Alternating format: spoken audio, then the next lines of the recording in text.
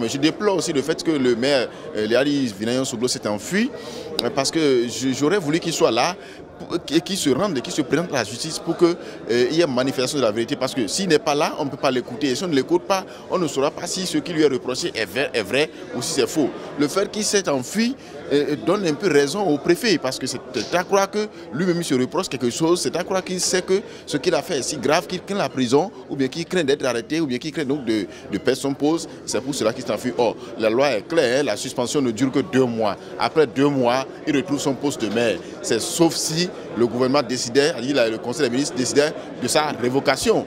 Mais c'est vrai que il ne faut pas occulter une main politique derrière ce qui se passe, ça c'est clair. Mais Léari Soglo a donné l'occasion, d'accord, à son adversaire politique de la voir. Moi je l'ai dit, parce que Léari Soglo, il n'a pas soutenu M. Patrice Talon en 2016. Ce n'est pas une obligation non plus. Et ceux avec qui il était allé en alliance en 2016 contre M. Patrice Talon, au lendemain des élections présidentielles, ceux-là ont fait allégeance au pouvoir. Ce n'était non plus une obligation pour lui. Donc lorsqu'on trouve des actes politiques, il faut être prêt à assumer. Est-ce que vous voyez? Donc il a donné aujourd'hui l'occasion à Patrice Talon de l'avoir. Je dis Patrice Talon parce qu'il a arrêté du ministre, il ne peut pas être pris sans que le secrétaire ne soit informé, le préfet aussi ne peut pas faire l'audition sans que le ministre soit informé, et ainsi de suite. Ça veut dire quoi? On ne pouvait rien nous presser, d'accord, par rapport à l'audition. On pouvait tolérer. Bien que le gouvernement est pour recevoir des batailles de la lutte contre l'impunité, on pourrait donc fermer les yeux.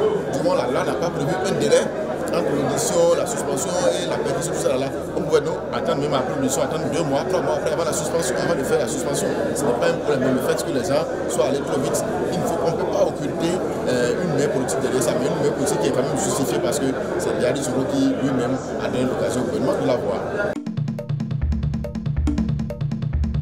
Dans les rues calmes et vallonnées de la capitale rwandaise, rares sont ceux à avoir entendu parler de Franck Habineza et de Philippe Mpayimana, les 2 candidats qui affronteront le tout-puissant dirigeant sortant Paul Kagame à la présidentielle du 4 août. Dotés de très peu de moyens financiers, ils n'ont que 3 semaines pour se faire connaître.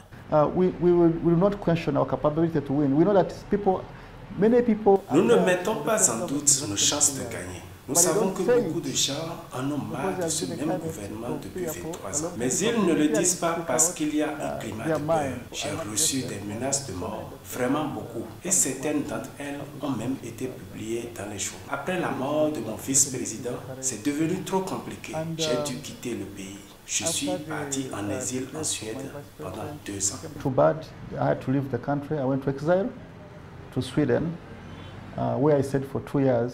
S'il refuse de critiquer directement le président Kagame, Philippe Mpayimana, le petit candidat, assure vouloir changer les mentalités et mettre le Rwanda sur le chemin de la démocratie. Je n'ai aucune alliance avec le régime en place, et le fait qu'ils ont osé m'accepter, c'est-à-dire qu'ils s'apprêtent à m'écouter, à laisser qu'il y ait la discussion entre un citoyen et les citoyens. La campagne électorale bat son plein et face à un parti au pouvoir hégémonique, la tâche semble insurmontable. Une large victoire du président sortant est attendue. Paul Kagame est l'homme fort du Rwanda, vice-président et ministre de la Défense après 1994. Il est élu président en 2003 et réélu en 2010 avec plus de 90% des voix à chaque fois. Un schéma qu'il compte bien redessiner cette fois-ci.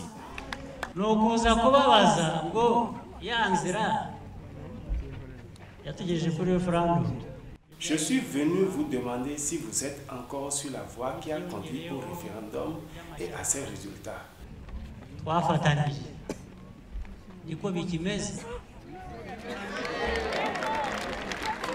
S'il en est encore ainsi, vous comprenez que l'élection est terminée.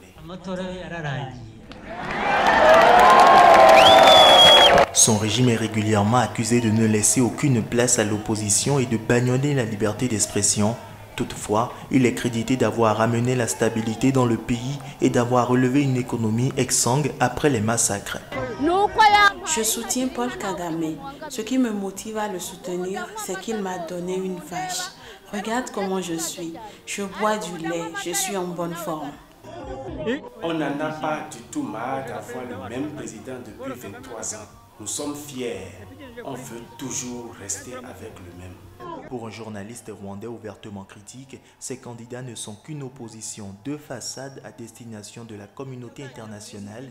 Selon lui, ce n'est pas une élection, mais un couronnement pour le président Kagame.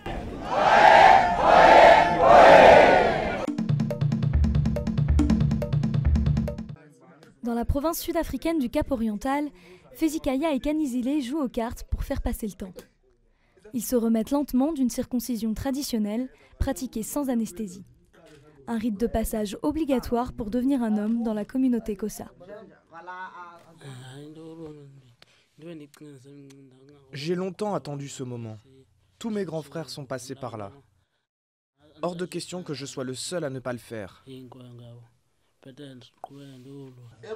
Pour les familles, si les jeunes hommes se remettent si bien, c'est grâce au médecin de Bruce.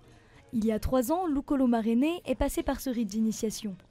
Aujourd'hui, il veille à son tour sur Fezikaya et Kanizile.